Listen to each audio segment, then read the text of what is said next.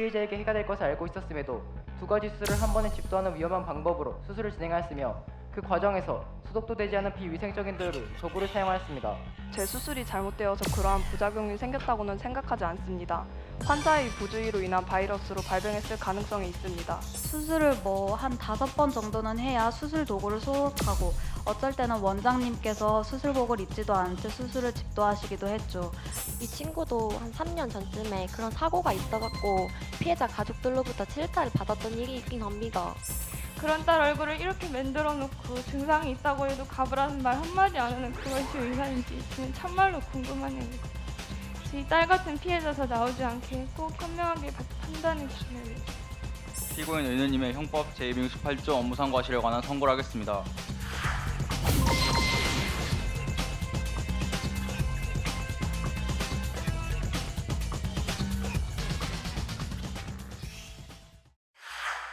자, 우리 친구들이 준비한 주제 그녀는 예뻤다라는 주제고요. 마지막 팀 한솔고등학교를 힘찬 박수로 맞아주시기 바랍니다.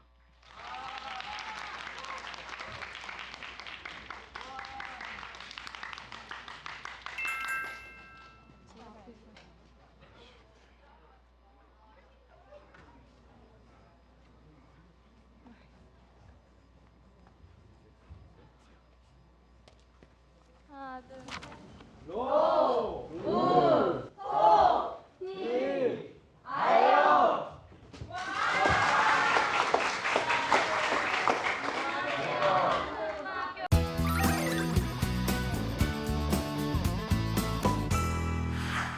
안녕하세요. 한솔고등학교 로우토피아 담당교사 범지영입니다.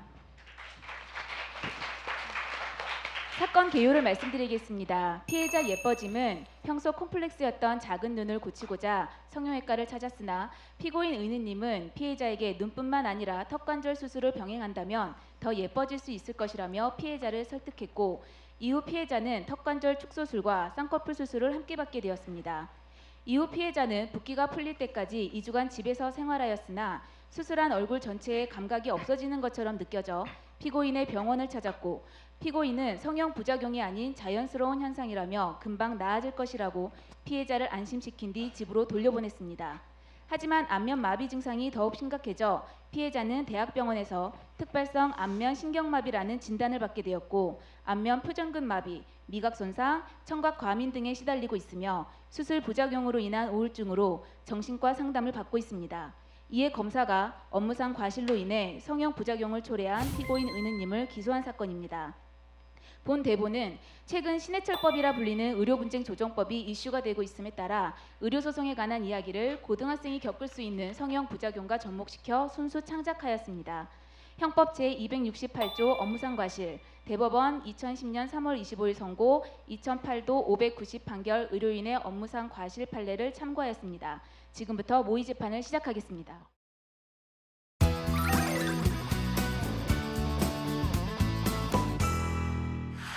재판부 입장합니다. 모두 자리에서 일어나 주십시오.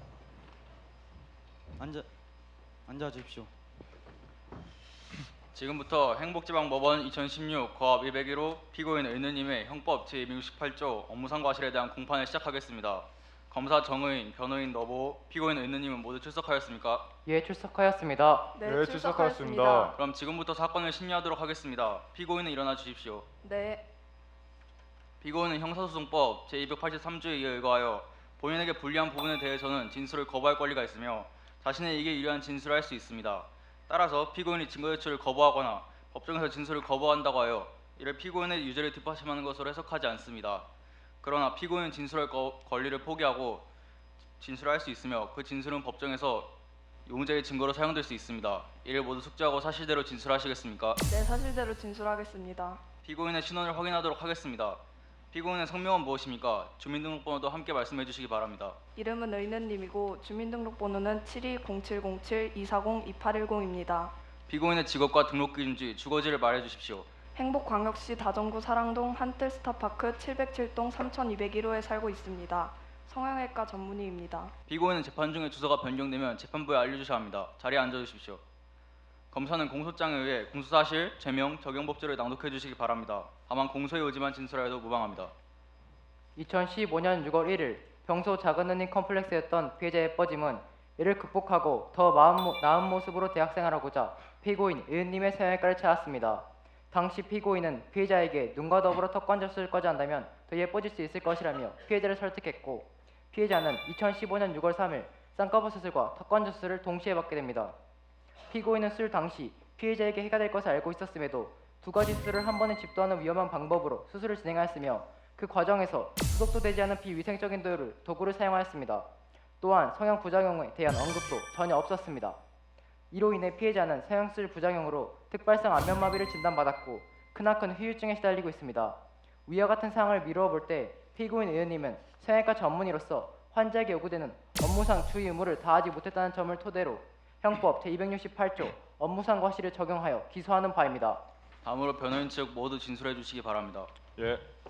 2015년 6월 1일 피해자 예뻐짐은 성형수술을 하기 위해 피고인 은우님의 병원을 찾았습니다. 예뻐지기를 간절히 원하는 피해자의 모습을 보며 피고인은 턱관절 수술도 병행하기를 권했고, 피해자와 어머니는 수술 동의서에 서명을 하고 이틀이 지난 6월 3일 수술을 진행했습니다. 수술 과정은 순조롭게 진행되었으며 피해자가 수술 후 호소하던 안면마비 증상은 대부분 시간이 지나면 점차 회복되는 증상으로 심각한 부작용의 일종으로 보기는 힘들었습니다. 또한 피해자가 특발성 안면마비를 진단받은 사실에 대해서는 수술 후 마스크를 반드시 착용하고 다니라고 했던 피고인의 지시사항을 무시해서 발생한 일이라고 보입니다. 피해자가 성형수술 과정에서의 직접적인 잘못에 의해 발생한 부작용이 아니므로 그 인과관계가 성립되지 않는다고 보아 검사가 기소한 사실을 부정하며 피고인 은희의 무죄를 주장하는 바입니다. 검사 측이나 변호인 측에서는 제출할 증거물이 있으면 제출해 주시기 바랍니다. 또한 주장을 입증할 증인도 신청해 주시기 바랍니다. 재판장님, 저희는 빵상성형외과 전 간호사 김간호, 대한의사협회 행복본부회장 닥터리, 피해자 예뻐짐과 호르몬이 난제쁨을 증인으로 신청합니다. 그리고 증제 1호 피해자의 수술 동의서, 증제 2호 피해자 예뻐짐의 특발성 안면마비 진단서, 증제 3호 피해자의 안면 MRI 사진, 증제 4호 빵상성형외과 성형 광고지, 증제 5호 피해자의 정신과 치료 기록, 증제 6호 빵상성형외과 의료도구 사용 감정 의뢰서, 증제 7호 대한의사협회 소견서를 증거로 제출합니다. 변호인은 검사가 신청한 증거 관련 서류들을 모두 열람하였습니까? 네. 그에 대한 의견을 진술해 주시고 제출할 증거물과 증인을 신청하여 주십시오. 검사 측 증인과 증거물에 대한 의견은 없습니다. 저희 측에서는 빵상성형외과 전 간호사 주사나 동료 성형외과 의사 잘고처를 증인으로 신청합니다. 그리고 증제 1호 피고인 은님의 의료도구 구매 영수증, 증제 2호 의료학술지, 증제 3호 피해자의 과거 검진 기록, 증제 4호 피고인의 수상 경력, 증제 5호 피해자의 성형 후 SNS 사진을 증거로 제출합니다. 검사 측, 변호인 측의 증인 및 증거 신청에 대한 의견이 있으면 진술하십시오. 없습니다. 증인 신문을 시작하겠습니다. 모든 증인들은 증인석으로 올라와 주시기 바랍니다.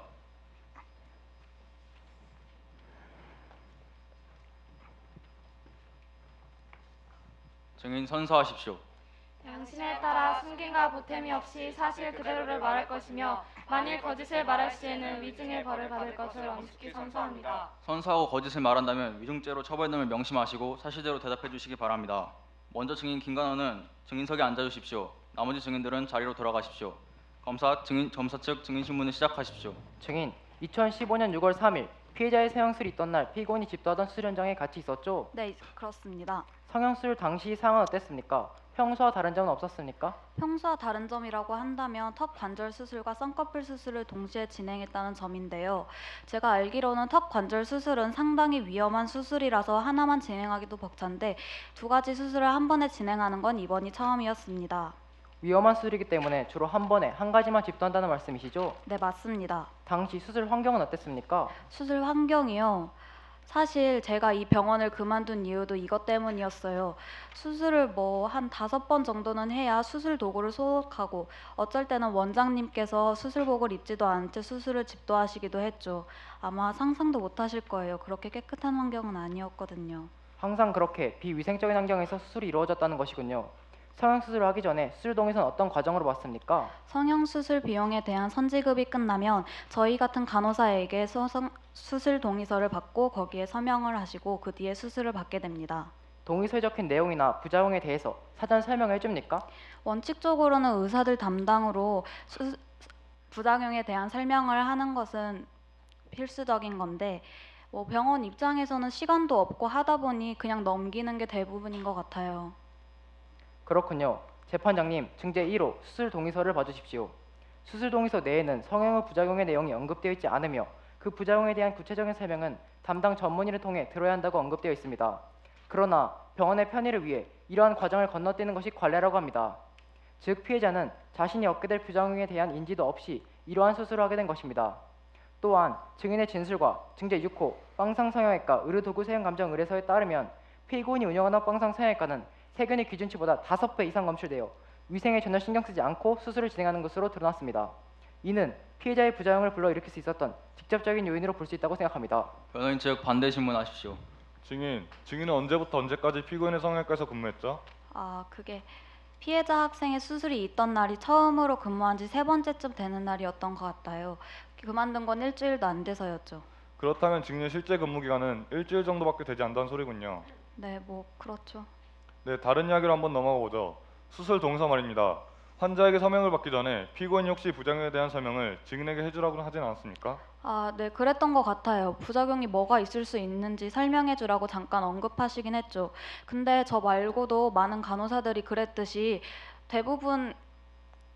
대부분의 부작용에 대해서 설명하는 게 필요한데 뭐 수술 동의서와 같은 형식적인 과정이라서 그냥 넘어가는 게 일상인 것 같아요.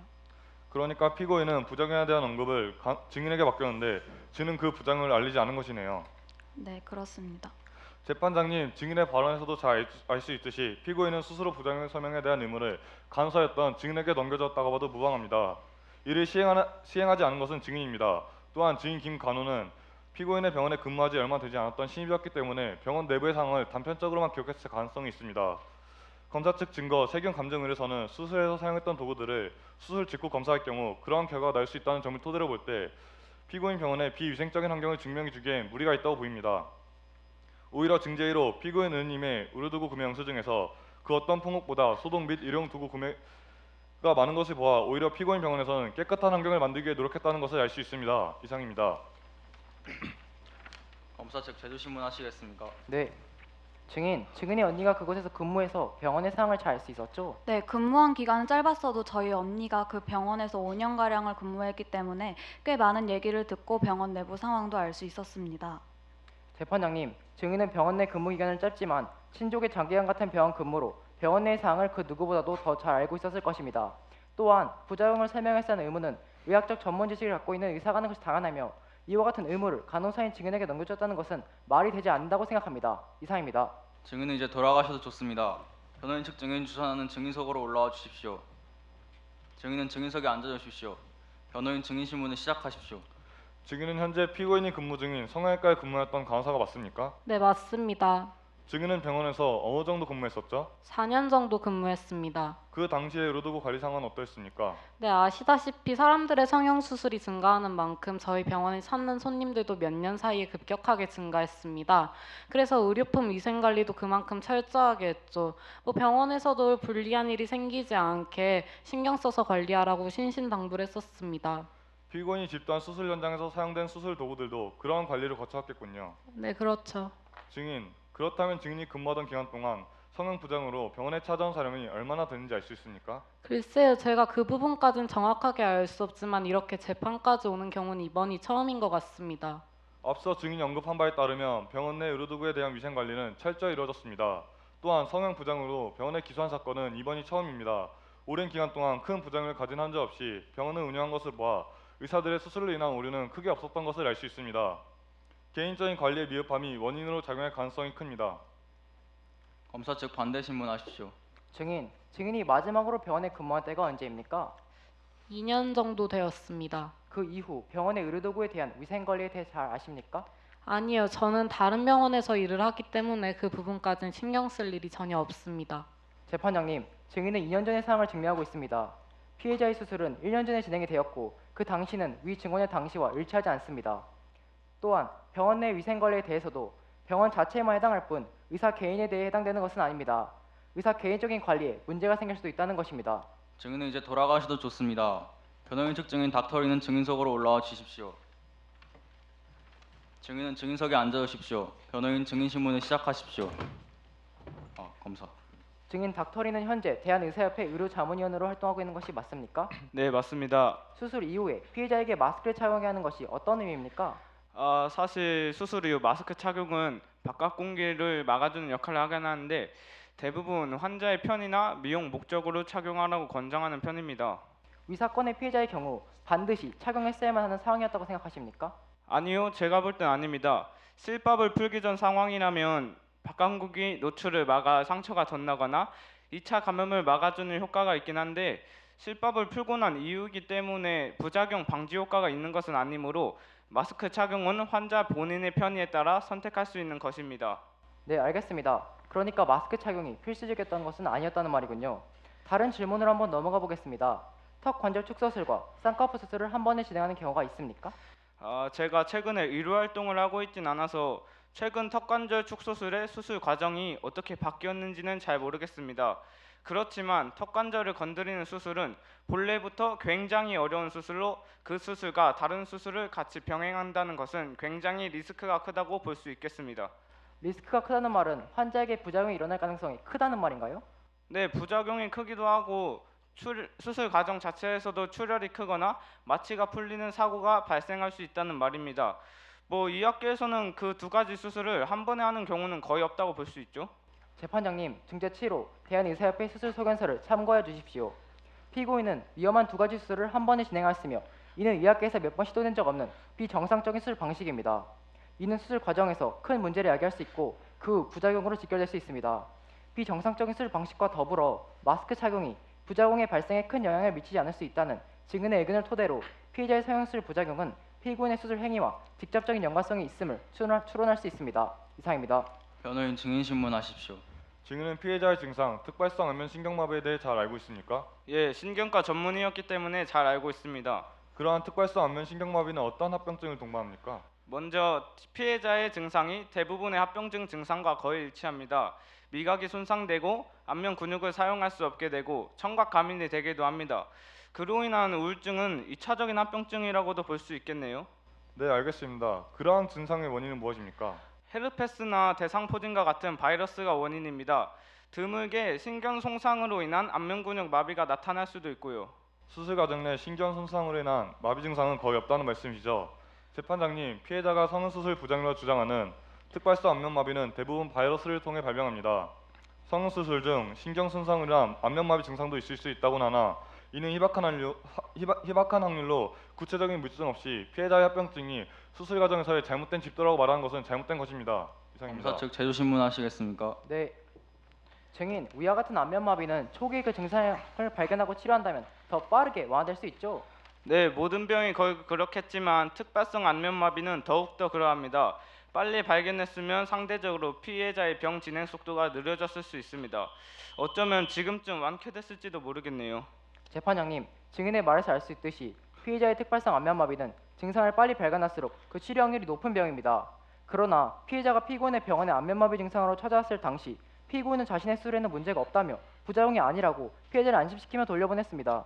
이 당시에만 치료를 받을 수 있었어도 피해자의 상태는 더 심각해지지 않았을 것입니다. 의사로서 주의 의무를 다하지 못한 부분이라고 여겨집니다. 이상입니다. 네, 증인은 이제 돌아가셔도 좋습니다. 변호인 측 증인 자유호천은 증인석으로 올라와 주십시오. 증인은 증인석에 앉아 주십시오. 변호인 증인 신문을 시작하십시오. 증인은 피고인과 같은 의과대학에서 근무했던 성형외과 전문의가 맞습니까? 예, 맞습니다. 피고인의 수술 경력과 실력에 대해서도 잘 알고 있겠군요. 솔직하게 말씀드리자면 저희 의과대학에서 실력은 물론이고 전국적으로 수술은 잘한다고 소문이 많이 나갔고 의회 연습해야 이만큼 하나 생각했습니다. 상도 많이 받고 몇 달 전엔 아마 권위 있는 학술지에 수술 논문까지 실렸다 하던데 암튼 수술 실력이나 경력은 입맛 따라올 수 있는 사람 없습니다. 피고인이 한 번에 두 가지 수술을 충분히 같이 진행할 수 있을 정도의 실력을 가진 의사였다는 거죠. 일반적인 사실이라 하면 말도 안 되는 얘기긴 하죠. 근데 야라면 가능할 수도 있다고 생각합니다. 출혈이나 부작용을 최소화하는 게 어렵고 아무도 시도를 안 해서 극하지 한다 하면 할 수는 있지요. 재판장님, 증인의 지원과 증제 이후 의료학술지, 증제 사후 피고인의 수상 경력을 자세히 봐주십시오. 이와 같은 수술 행위는 실제로 시행된 적은 극히 적다고 할 수 있으나 명망 있는 학술지에 피고인의 수술 사례가 실리는 등 그 실력이 굉장히 뛰어나다고 인정받은 바 피고인 입장에서는 그 가능성을 열어두고 수술을 진행했을 가능성이 큽니다. 물론 수술 과정에서는 큰 문제가 발생하지 않았고 말입니다. 이상입니다. 검사 측 증인 신문 시작하십시오. 증인, 그렇다면 피고인이 마비 증상을 관찰했음에도 수술 부작용이 아니며 자연스러운 현상이라고 말했던 이유는 무엇이었을 것 같습니까? 그건 지도 잘 모르겠습니다. 증상이 발견된다 하면 다른 치료를 받아야 된다 하는 걸 분명히 알고 있었을 낀데 자존심이 세갖고 수술 부작용을 인정하고 싶지 않았을 수도 있고 예. 옛날에도 뭐 그런 일이 있긴 했는데 옛날에도 그런 일이 발생했다는 사실을 좀 더 자세히 말씀해 줄 수 있습니까? 예, 의사도 뭐 인간이다 보니 수술 중에 실수를 할 수도 있고 한데 의료 소송에 휘말리면 억시 골치 아파갖고 부작용을 잘 인정 안 하는 경우가 있긴 있습니다. 이 친구도 한 3년 전쯤에 그런 사고가 있어갖고 피해자 가족들로부터 질타를 받았던 일이 있긴 합니다. 재판장님, 검사는 아무 관계 없는 과거 사실을 현 사건과 연관지을 하고 있습니다. 검사 측 관련 자료 갖고 있습니까? 아니요. 재판 내에서 처음 밝혀진 사실이기 때문에 관련 자료는 갖고 있지 않습니다. 이상입니다. 재판장님, 의료계에서 환자가 원치지 못하거나 사망했을 시 그에 대한 책임을 큰 근거 없이 의사들에게 묻는 것은 다분한 일입니다. 그러한 일까지 위 사건과 연결지을 필요는 없습니다. 변호인 측 제주신문 없으면 그냥 넘어가겠습니다. 증인은 이제 돌아가셔도 좋습니다. 검사 측 증인 예뻐짐 나일품은 증인석으로 올라와 주십시오. 증인은 증인석에 앉으십시오. 검사 증인신문을 시작하십시오. 두 증인은 서영에 대한 상담을 받기 위해 피고인이 운영하던 빵상 서영외과를 찾았죠. 예, 맞습니다. 원래 수술을 원했던 부위는 어디였습니까? 쌍꺼풀이었죠. 어릴 때부터 눈이 너무 작다고 놀림을 많이 받는 바람에 성형수술을 결심했습니다. 당시 피고인은 피해자가 처음부터 원했던 부위 외에도 다른 곳에도 수술한다면 더 예뻐질 것이라며 피해자를 설득했죠. 예, 제가 상담을 같이 받으러 가서 잘 알아요. 의사 선생님이 꼭 턱수술을 같이 해야 한다고 했어요. 피고인이 피해자에게 그 위험성에 대한 고지를 해줬습니까? 물론 제가 많이 물어봤죠. 지는 야가 다칠까봐 계속 부작용이나 위험한 건 없는지 물어봤었는데 요즘 성형수술을 워낙 많이 하다 보니까 이 정도는 뭐 거의 시술에 가깝다고 하시면서 설득을 하시더라고요.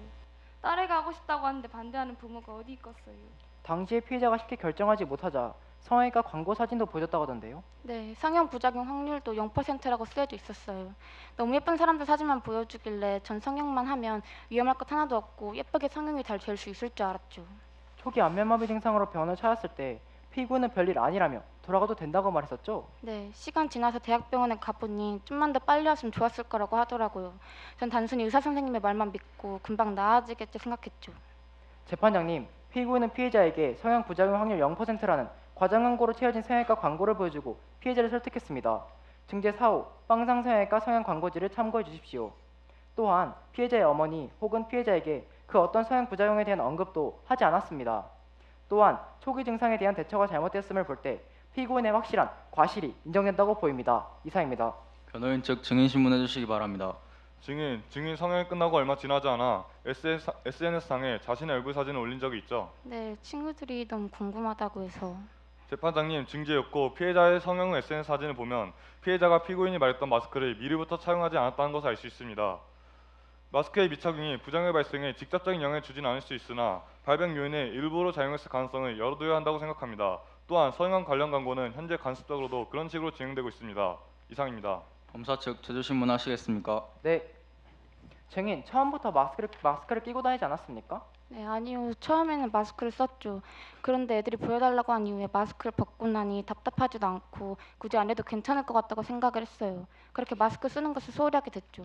그렇지만 아예 안 쓰고 다닌 것은 아니에요. 집에서는 계속 쓰고 다녔다고요. 알겠습니다. 재판장님, 마스크 착용에 대해 다소 미흡한 관리가 있었지만 증인은 처음부터 마스크를 미처 한 것은 아닙니다. 단지 마스크를 쓰지 않았다는 것만으로 부작용이 일어나 특발성 안면신경 마비에 이르렀다는 것은 억지라고 생각합니다.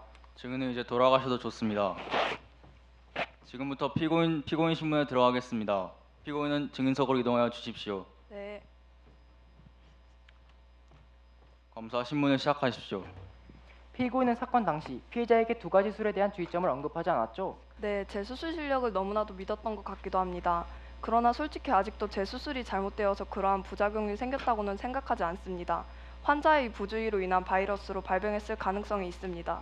증인들의 증언에 따르면 평소 피고인은 병원 환경 관리에 소홀했다고 하는데 인정합니까? 간호사가 했던 말씀을 하시는 거라면 당시 상황에 대해서는 부분적으로 인정하긴 합니다만 그때를 제외하고는 꾸준히 청결한 환경을 유지하고자 노력해왔습니다. 피고인이 앞서 언급했던 바이러스, 수술을 시행하는 과정에서 발생했을 가능성은 전혀 없다고 생각하십니까? 증인이 수술 도구를 5번에 한 번꼴로 소독했다고 증언했습니다. 그러한 메스로 수술을 진행하면서 바이러스에 노출될 수도 있지 않습니까? 지금 모든 책임을 단순히 피해자에게 돌리는 거 아닙니까? 재판장님, 지금 검사는 피고인을 강압적으로 몰아가고 있습니다. 인정합니다. 검사 자중하세요.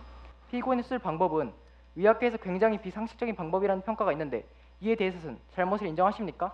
저는 제 스스로도 능력 있는 의사라고 생각하고 수술 과정 역시 큰 문제가 없었습니다. 피해자에게 발생한 안면 마비에 대해서는 안타깝게 생각합니다만 제 수술 과정에 문제는 없었으므로 제가 이를 책임져야만 할 필요는 없다고 생각합니다. 그렇다면 허위 광고지를 사용해서 피해자를 설득한 것에 대한 잘못은 인정하십니까? 100% 허위가 아니었다고는 말할 수 없겠지만 모든 성형외과에서 대부분 그러한 광고를 사용합니다.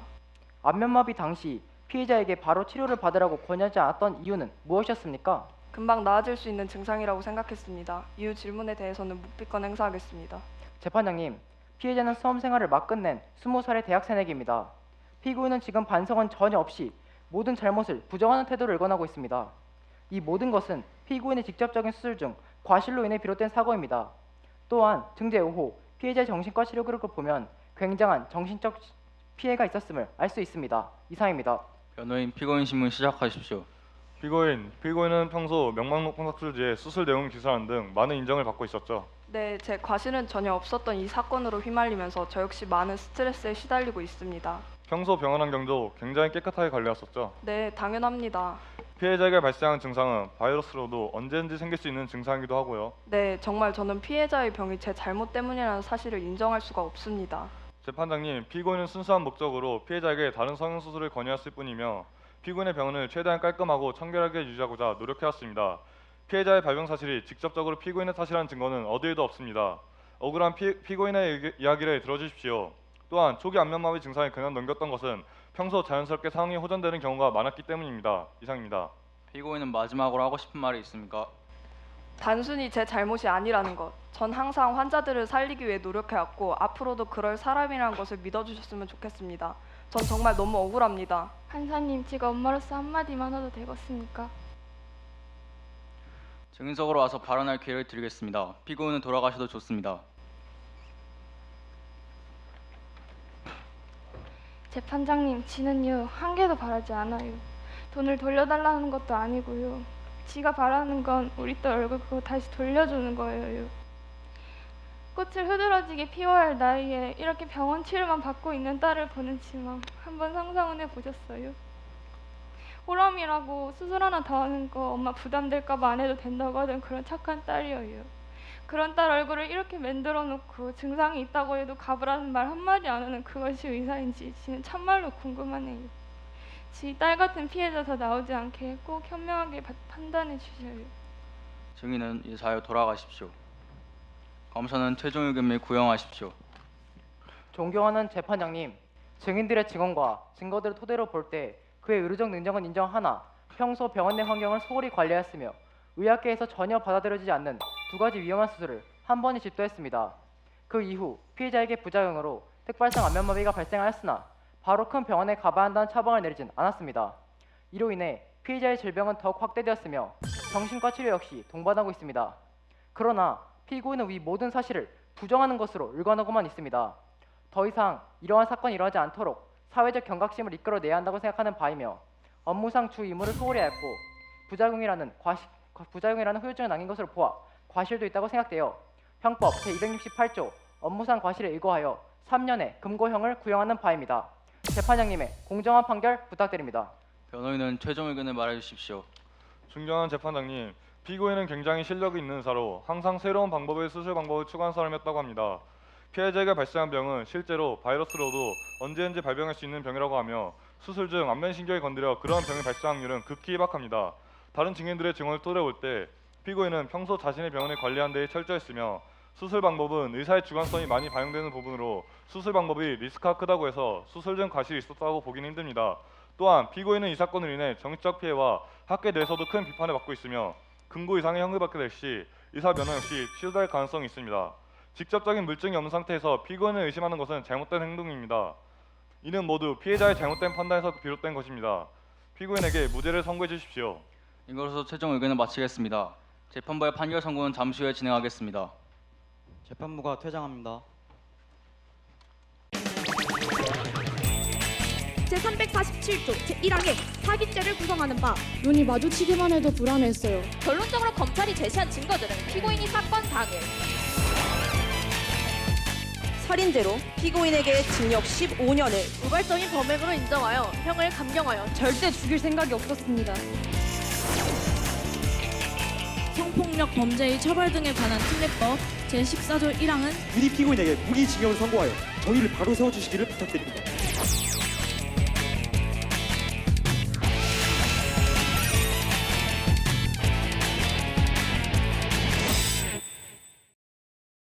재판부 입장합니다. 모두 자리에서 일어나 주십시오. 앉아 주십시오.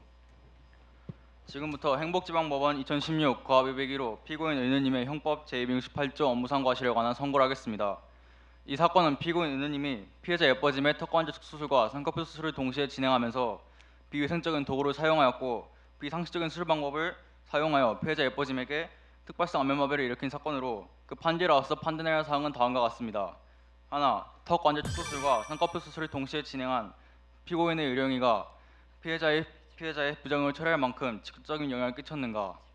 증인의 증언과 대한의사협회의 소견서를 볼 때 위와 같은 수술이 시행된 바가 없는 비정상적인 수술로 이로 인해 피해자에게 부작용이 발생했을 수 있다고 보인다.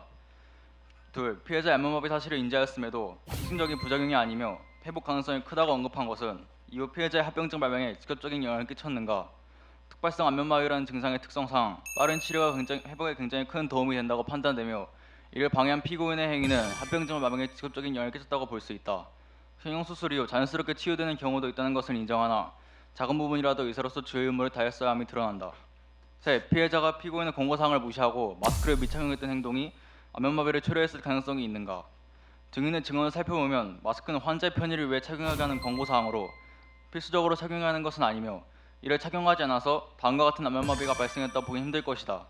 또한 바이러스로 인한 발병보다는 피고인이 수술 중 안면신경을 건드려 위와 같은 상황이 발생했을 확률이 크다.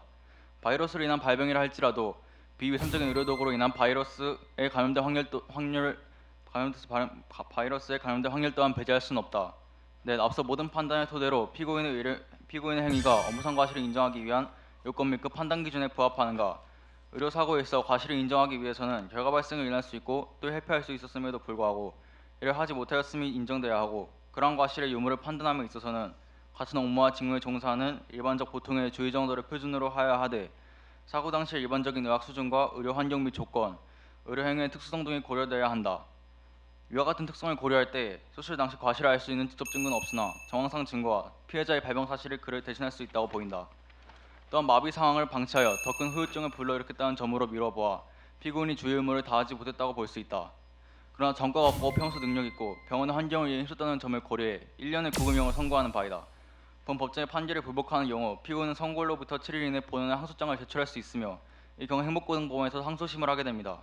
또한 판결문은 피고인이 신청할 경우 송달합니다. 피고인 이해하셨습니까? 네. 이상으로 본 재판을 마치겠습니다. 네, 수고하셨습니다.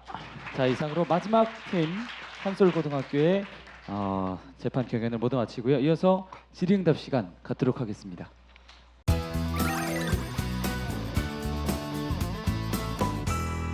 예, 오전부터 시작했는데 제일 마지막까지 기다리시라고 참 고생 많으셨습니다. 특히 이번 주제로 삼은 이 의료과실 문제는 요즘 성형에 대한 바람이 많이 불어서 충분히 일어날 수 있고 지금도 어디선가 일어나고 있지 않을까 싶습니다. 아주 주제 선택은 잘 하신 것 같고 특히 각 배역을 맡으신 분들 아주 충실히 잘한 것 같습니다. 특히 엄마 역을 맡으신 분은 가까이서 보니까 눈물이 그렁그렁하고 아주 빙의가 돼 있던데 호람이라고 수술 하나 더 하는 거 엄마 부담될까 봐 안 해도 된다고 하던 그런 착한 딸이에요. 아주 참 고생하셨습니다. 한 두세 가지만 지적하겠습니다. 이 지금 검사가 기소한 것은 무슨 죄명으로 기소한 겁니까? 업무상 과실입니다. 업무상 과실이 죄명은 아니지 않습니까?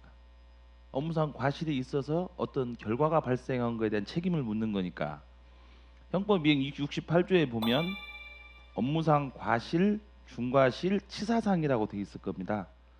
이 사건의 경우에는 지금 업무상 과실 치상, 그러니까 지금 수술을 받고 상해를 입었다고 해서 대신 고의가 아니고 과실에 의했다 해서 기소한 걸로 보이거든요. 그러면 기소 죄명이 업무상 과실 치상까지 기재가 되고 그에 따라서 판단 범위가 되는 게 맞고 업무상 과실 치상이 맞다면 굳이 저 세 분의 재판부는 필요가 없고 실무상으로는 지금 단독 재판부에서 하고 있으니까 단독 사건이 되겠죠.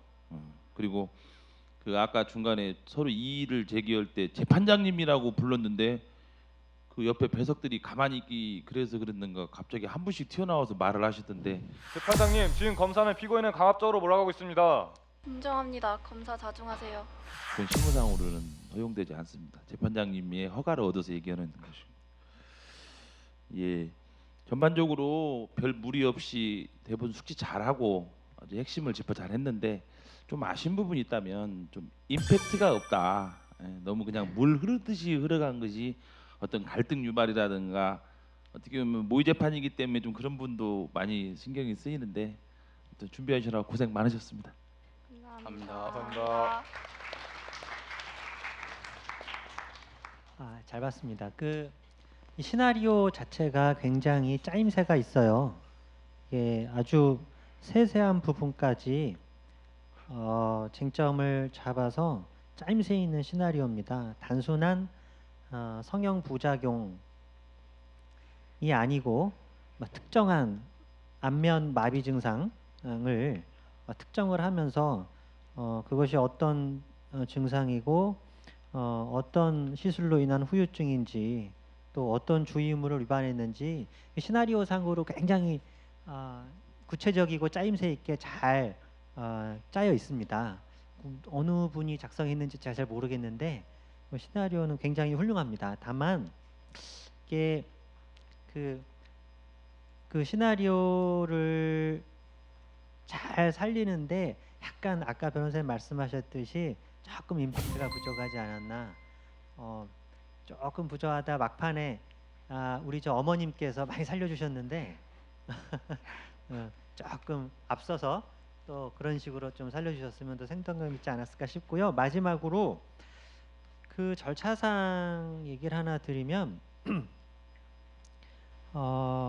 증인 신문, 피고인 신문의 공통점은 모두 다 신문이라는 거죠.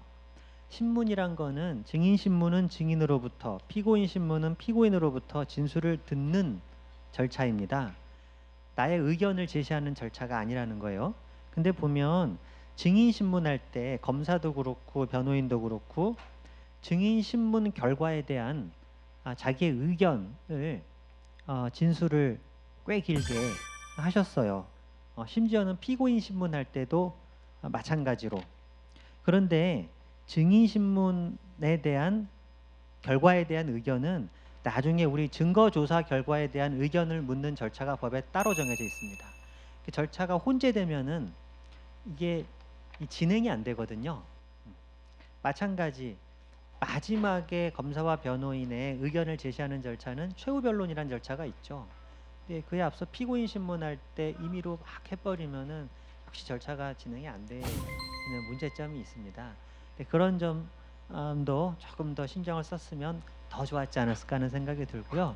하여튼 서두에 말씀드렸듯이 굉장히 짜임새 있는 시나리오였고 너무 노력하는 점이 보였습니다. 수고하셨습니다. 감사합니다.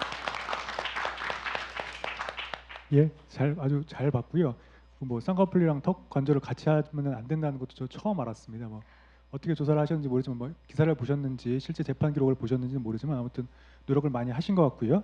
그래서 뭐 그 절차상으로도 굉장히 짜임새 있어서 뭐 지적할 게 많지는 않은데 그래도 심사를 맡았으니까 몇 가지 지적을 좀 드리자면 그 아까 검사님도 조금 지적을 좀 해주신 것 같은데 같은 비슷한 취지에서 어떤 증거에 대한 의견이나 이런 부분을 아예 처음에 증거 인보할 때 의견 없다고 해버리셨는데 그게 아니라 뭐 검사 측, 변호인 측의 증인 및 증거 신청에 대한 의견이 있으면 진술하십시오. 없습니다. 취지를 부인한다든지 뭐 그런 식으로 포석을 놓고 갔어야 되지 않을까 그런 생각도 좀 해봤고요. 금고형 선고하셨는데 실제로 이런 사건에서 실제 금고형까지 치사가 아니라 치상인데 금고형까지 선고하는 경우가 많지는 않을 것 같습니다. 좀 다치게 했는데 실제로 금고를 살게 되는 의사가 많지는 않은 것 같은데 그 부분은 뭐 가치 판단에 따라 달라질 수 있는 부분이 그렇고 또 잘 말씀하셨듯이 금고형을 구형하셨는데 업무상 과실에 의거하여 3년의 금고형을 구형하는 바입니다. 판사가 선고할 때는 구금형을 선고한다고 하셨는데 그러나 전과가 없고 평소 능력 있고 병원 환경을 이해 힘썼다는 점을 고려해 1년의 구금형을 선고하는 바이다. 금고형으로 계속 갔으면 어떨까? 왜 구금형으로 갑자기 바꾸셨을까? 그리고 명칭 자체가 좀 잘못된 것인데 그런 좀 아쉬움이 있었고요. 전체적으로 봤을 때는 뭐 아주 훌륭했습니다. 예, 수고 많이 하셨습니다. 예. 네, 수고하셨습니다. 이상으로 마지막 팀 우리 한솔고등학교 발표 및 질의응답 시간 모두 마치도록 하겠고요. 자, 인사하고 들어갈까요? 자, 그 자리에서 인사하고 그리고 들어가도록 하겠습니다. 대표 학생 누구나요? 감사합니다. 네, 수고하셨습니다. 이상으로. 자, 그러면 바로 최우수상 팀 불러볼까요? 고등부 형사 부분 최우수상 팀 축하드립니다. 자, 지도교사이실 최종 본선에 올라왔습니다. 힘차게 화이팅 외치면서 결승을 향하여 하나, 둘, 셋, 화이팅! 자, 그럼 지금부터 제11회 청소년 모의재판 경연대회 고등부 대전, 세종, 충청 지역, 중등부 대전, 세종, 충청 지역, 광주, 전라, 제주 지역 시상식을 여러분의 힘찬 박수와 함께 지금 시작합니다.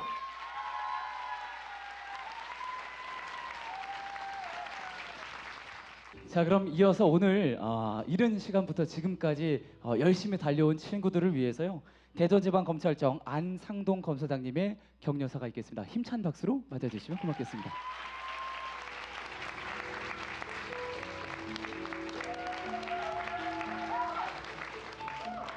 안녕하세요.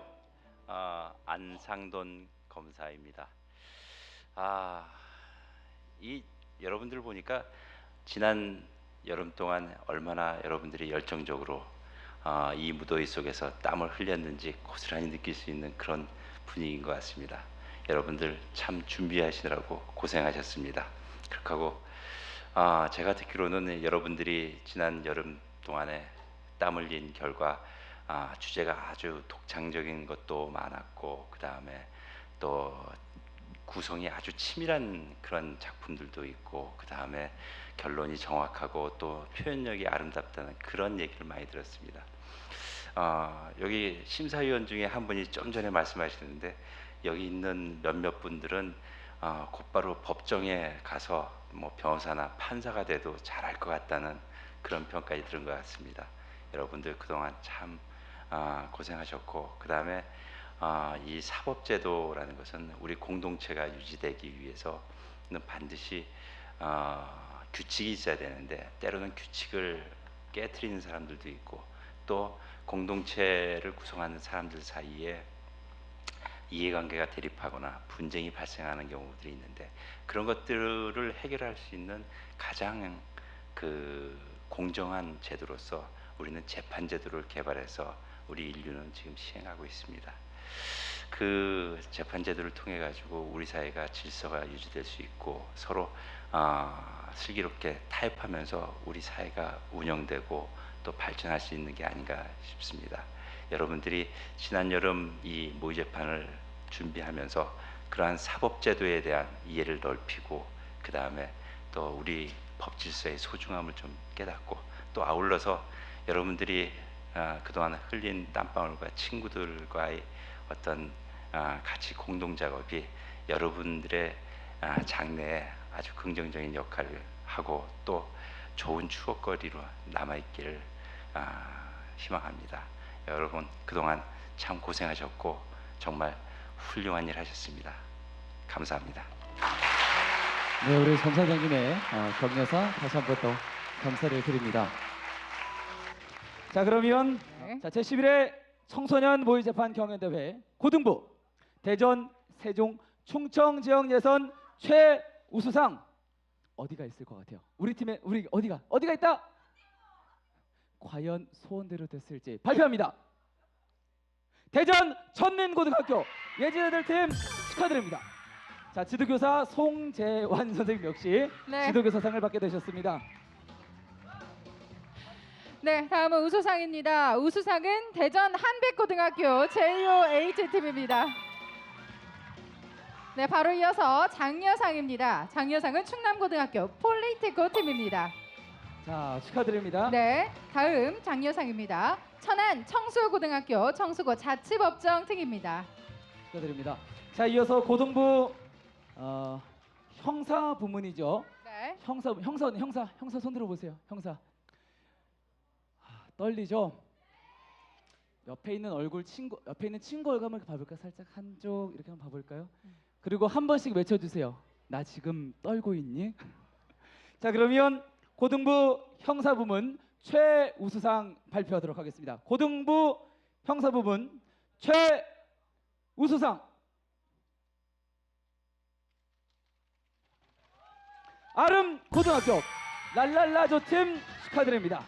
자, 지도교사이신 조경호 선생님께서도 지도교사상을 받게 되셨습니다. 네, 다음은 우수상입니다. 우수상은 한솔고등학교 로토피아 팀입니다.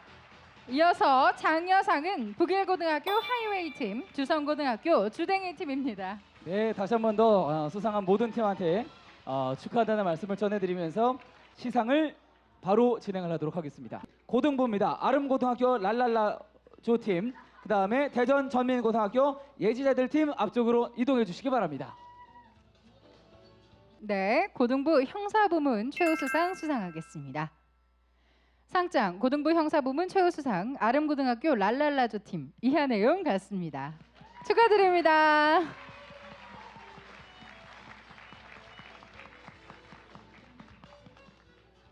네, 다음 민사부문 최우수상입니다.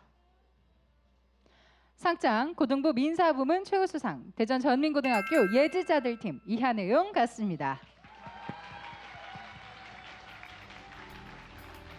자, 축하드립니다. 우리 친구들 상금도 함께 수령해 주시고요. 자, 이어서 우리 검사장님과 함께 기념 촬영 후에 자리로 다시 돌아가도록 하겠습니다. 네. 자, 자리 안내를 부탁을 드리겠습니다. 자, 최종 본선에 올라갔습니다. 힘차게 화이팅 외치면서 결승을 향하여 하나, 둘, 셋!